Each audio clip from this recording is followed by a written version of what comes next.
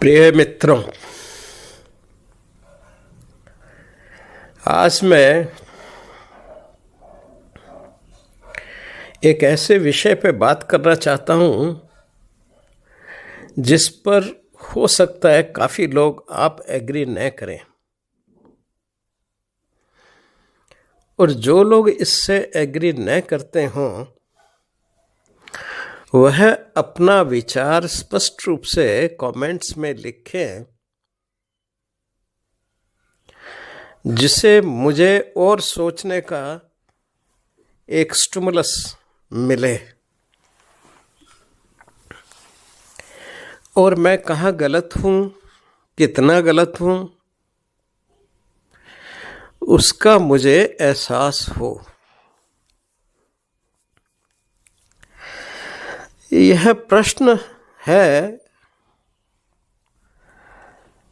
कपड़े पहनने का या ड्रेस सेंस का।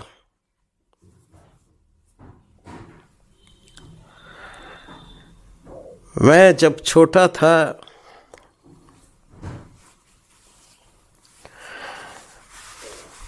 उन्नीस 1955-56 की बात करूं तो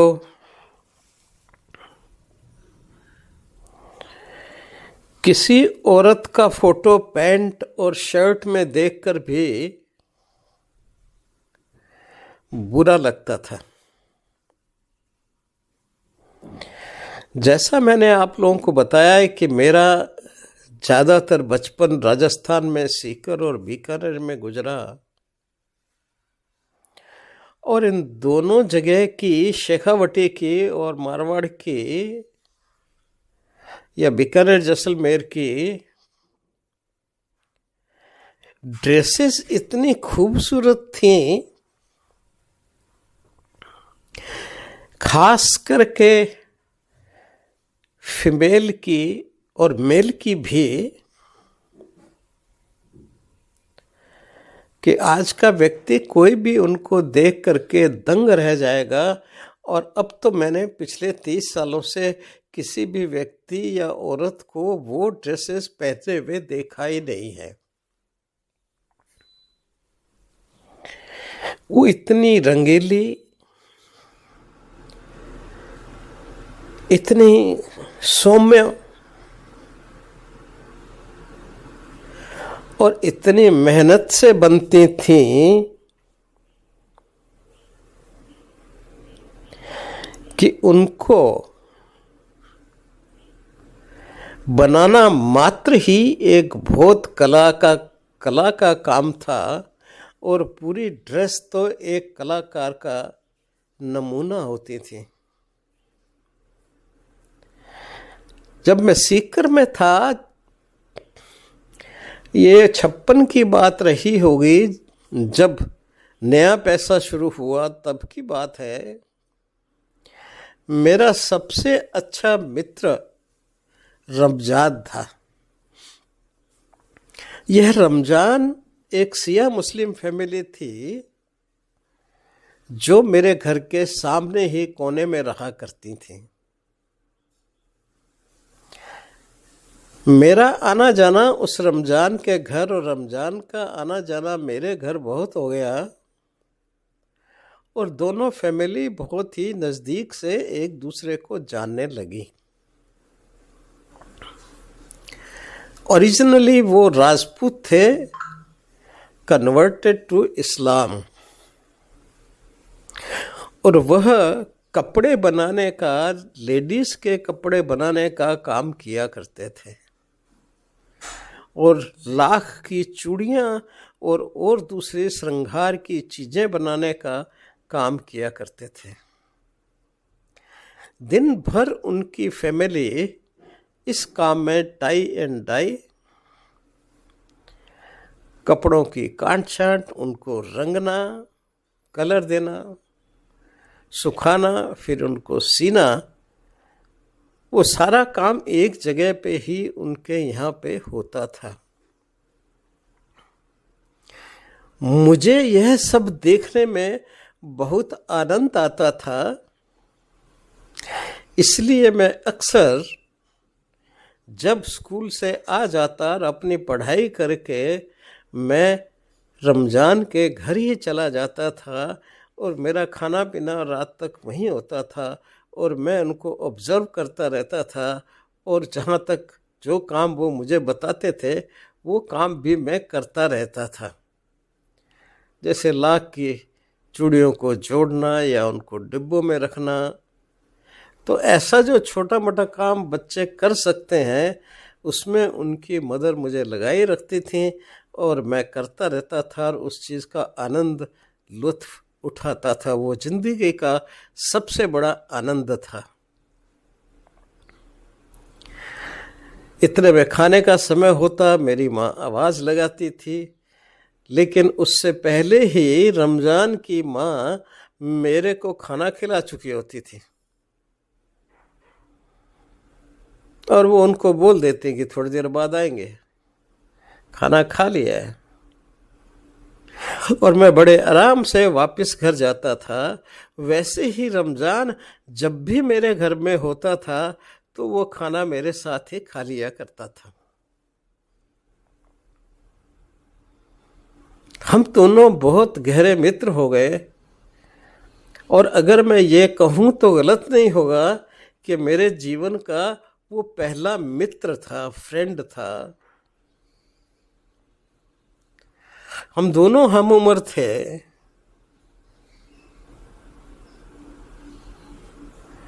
और एक दूसरे को बहुत अच्छे लगते थे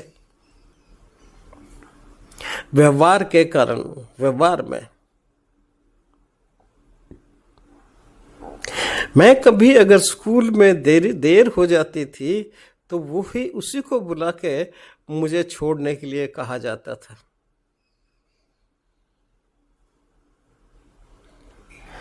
खैर, मैं बात कर रहा था कपड़ों की। वो इतने सुंदर कपड़े बनाया करती थी, खास करके राजपूत ड्रेसेस, औरतों की और आदमियों की भी, कि उनकी एक एक की, चाहे वो अंग रखा हो, चाहे वो लेडीज़ के पहनने वाला ऊपर का जो कपड़ा होता है एक्सटर्नल, बहुत सुंदर हुआ करता था। कुछ इस तरह से जैसे हामिद करज़ई अपने कंधे पर लेते हैं उसी तरह का, लेकिन वो भगवे कलर का होता था, मटमैले कमर का होता था और आगे के हिस्से में उसकी काफ़ी झुर्रियाँ पड़ी होती थी। बरसों बाद जब महाभारत बनाई पीटर ब्रूक ने, तो मैंने देखा उनके बनाए हुए कपड़ों की काफ़ी डिज़ाइनें उन्होंने अपने पीटर ब्रूक की कथा में डाली थी, मंचन में डाली थी। यानी कि वो जो ड्रेसेस बनाती थी वो हमारे अति प्राचीन काल से चली आ रही परंपरा थी। मुगल आए तो मुगलों ने उनको अपना लिया, वो मुगलों ने दी नहीं। क्योंकि चूड़ियाँ तो हमारे मोहनजोदड़ो हड़प्पा में भी है, सिंदूर भी है हमारे मोहनजोदड़ो हड़प्पा में, और ड्रेसेस भी हैं हमारे मोहनजोदड़ो हड़प्पा में।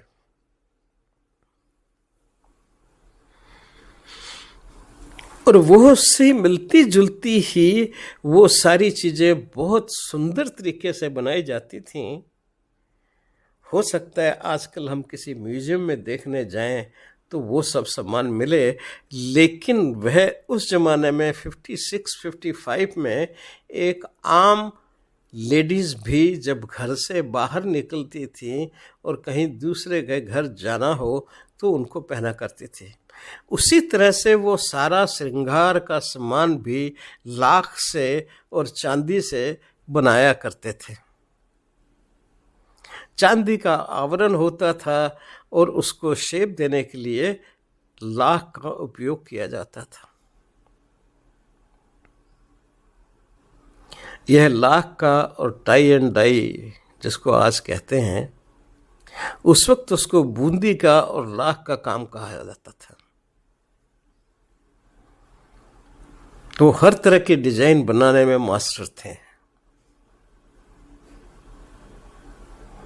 वस्तुतः वो परिवार एक म्यूजियम में रखने लायक था। खैर, मेरे बचपन के मित्र थे तो इसलिए प्रशंसा करना मेरा काम बनता ही है, लेकिन मैं झूठी प्रशंसा नहीं करता।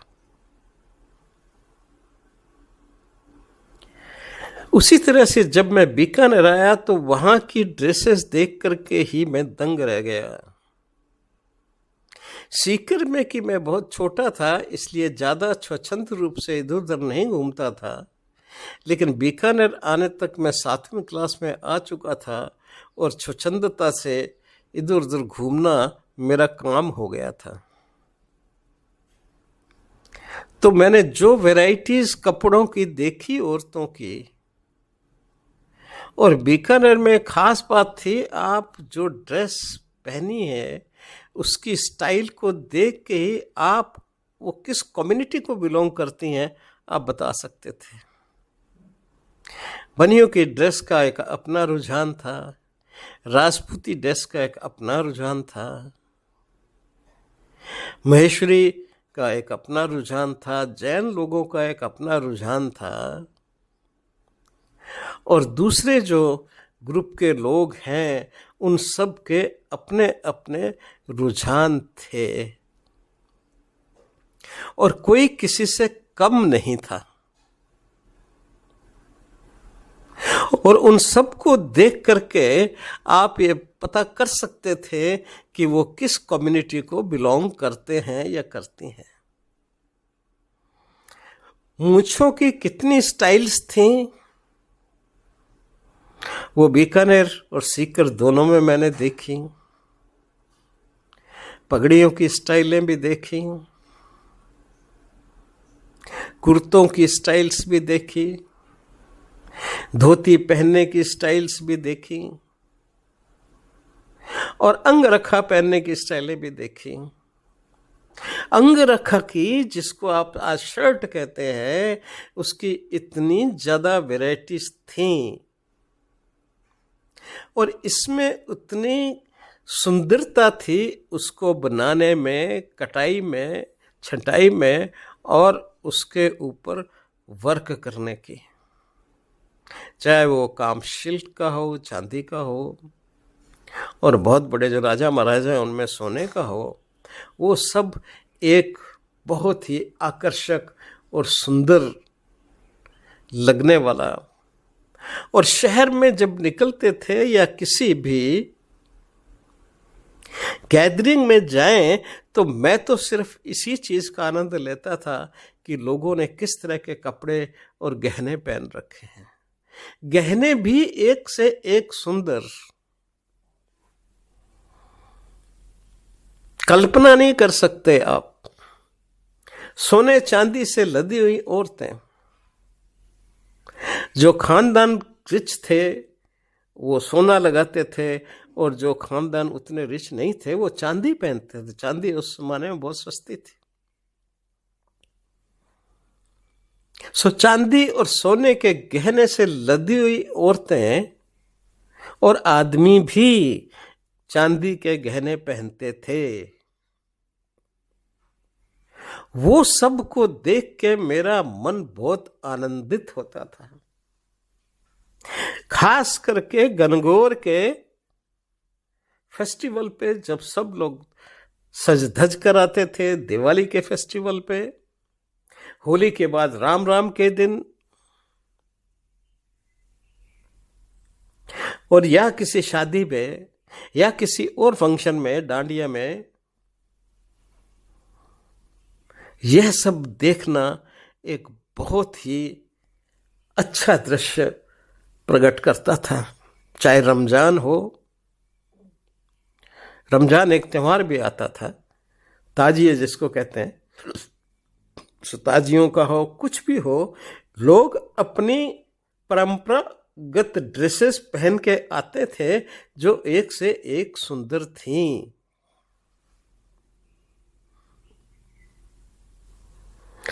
मुझे नहीं समझ आया किस तरह से ये ड्रेसेस की डिसलाइकिंग शुरू हुई। सबसे पहला चित्र 1950s का ही मिलता है, जहां पे दो औरतें बिना कुछ टांगों पे पहने स्कर्ट्स पहन के बाहर निकली। उनके फोटो लिए गए और वो फोटो सारी अखबारों में दुनिया के छपे। उसको एक बहुत मॉडर्न फैशन माना गया। लोगों के उन फोटो को देख करके दिल धड़क गए।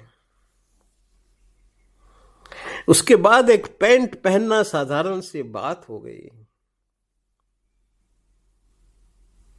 फिर निक्कर छोटी होती गई, कपड़े टाइट होते गए, और क्या क्या परिवर्तन नहीं हुआ। और आज जो एक फैशन चला है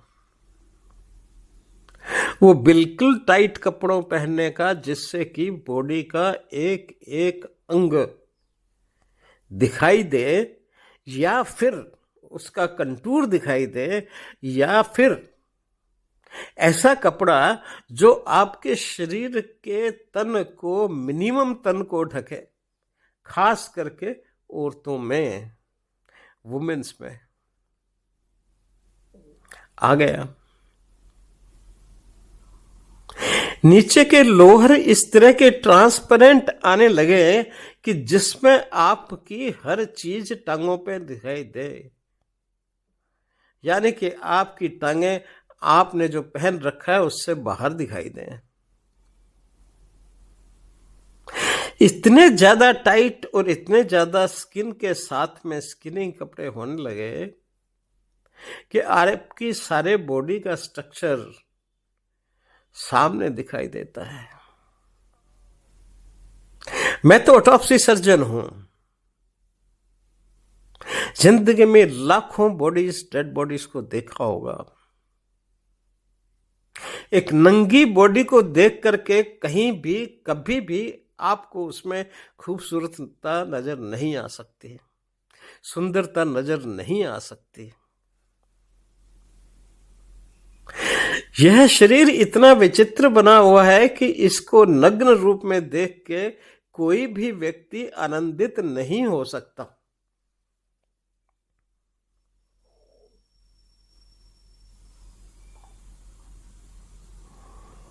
है क्या इस शरीर में? कुछ भी नहीं। कुछ पानी, कुछ फैट, कुछ मसल्स, उनके द्वारा उत्पादित कुछ कंटूर यहां वहां, जिनमें सिवाय चर्बी के कुछ भी नहीं है। फैट जो देखने में इतना गंदा लगता है, पीले रंग का गुच्छों में, कि आप उसको देख के घबरा जाएंगे। उसमें कोई सुंदरता नहीं है। कपड़ों का विकास हुआ शरीर की इन असुंदर चीजों को, बुरी चीजों को ढांप के रखा जाए, लोगों को नहीं दिखाया जाए। लेकिन आज हम उन्हीं चीजों को दिखा करके और अपने आप के, अपने नंगेपन शरीर को दिखा करके, नंगे शरीर को दिखा करके, और दूसरे से एप्रिसिएशन चाहते हैं।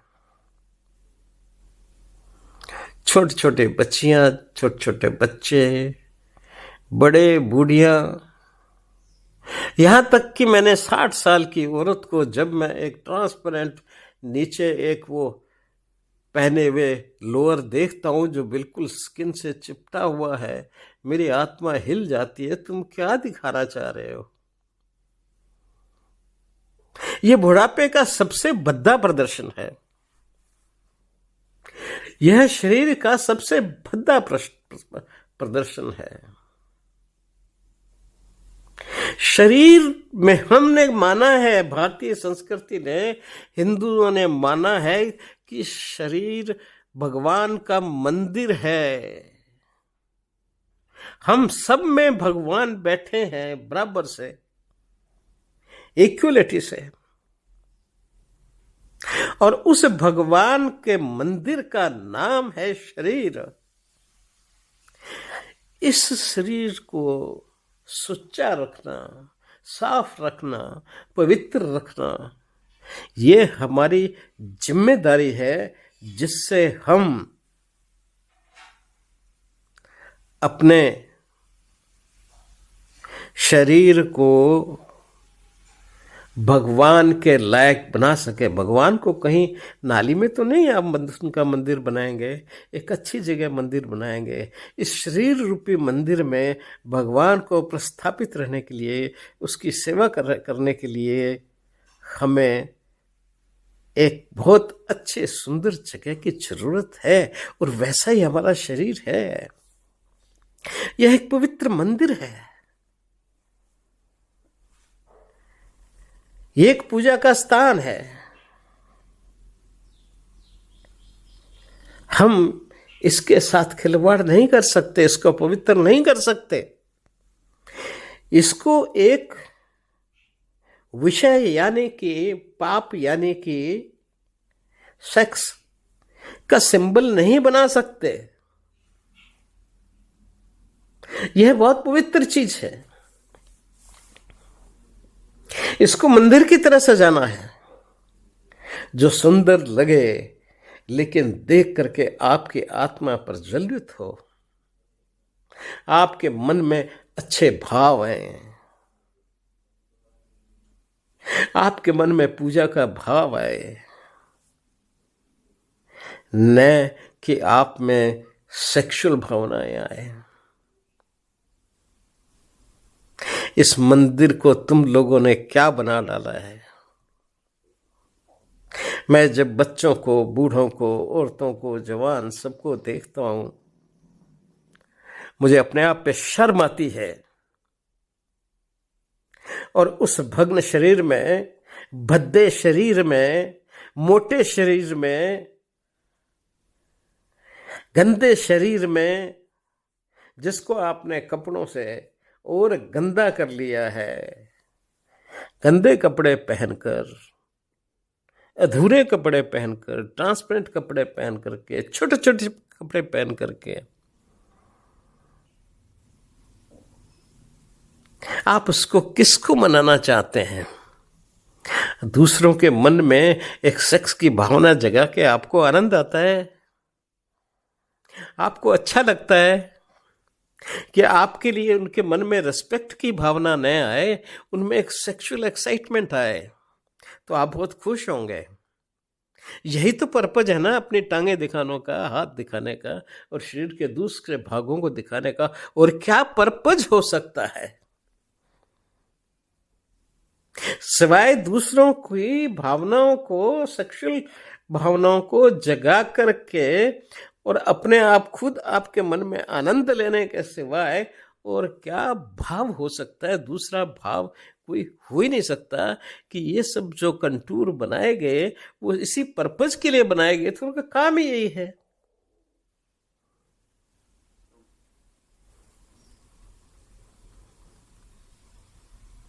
बड़ी विचित्र बात है, टैटू लगाते हैं लोग, जनांगों के आसपास टैटू लगाते हैं, बड़ा विचित्र है। यह आप इस पवित्र मंदिर को,